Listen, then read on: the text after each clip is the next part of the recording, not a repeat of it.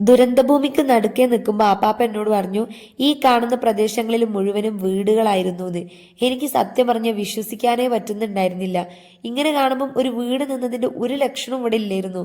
അങ്ങനെയുള്ള വീടുകൾ മുഴുവനായിട്ട് നശിച്ചുപോയി. പാറക്കല്ലുകളൊക്കെ എത്ര വലുപ്പമുള്ള കല്ലുകളാണ്.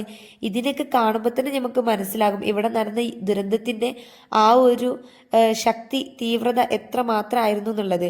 പിന്നീട് അവിടെ നിന്ന് ഞങ്ങൾ പോയിട്ടുണ്ടായിരുന്നത്, ദുരന്തത്തിൽപ്പെട്ട ആളുകളിൽ പലരും ഓടി രക്ഷപ്പെട്ട് കയറി ചെന്ന ഒരു റിസോർട്ട് ഉണ്ട്, ട്രീ വാലി എന്ന് പറഞ്ഞിട്ട്. ആ റിസോർട്ട് കാണാൻ വേണ്ടിയിട്ടായിരുന്നു. ഇനി ഇങ്ങോട്ടൊക്കെ ആളുകൾ വരുമോ എന്നുള്ളത് സംശയമാണ്.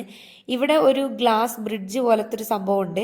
അതിൽ കൂടെ കയറി നിൽക്കുകയാണെങ്കിൽ നമുക്ക് മുണ്ടക്കായി മൊത്തത്തിൽ കാണാൻ പറ്റും. പക്ഷെ അത് ഏറ്റവും കൂടുതൽ ഉപകാരപ്പെട്ടത് ഉരുൾ പൊട്ടിയ സമയത്തായിരുന്നു. ഉരുൾ പൊട്ടുന്ന കാര്യങ്ങളൊക്കെ അവർക്ക് അവിടെ നിന്ന് കാണാൻ പറ്റുന്നതുകൊണ്ട് അവരെയൊക്കെ അറിയിക്കാനും പറ്റി.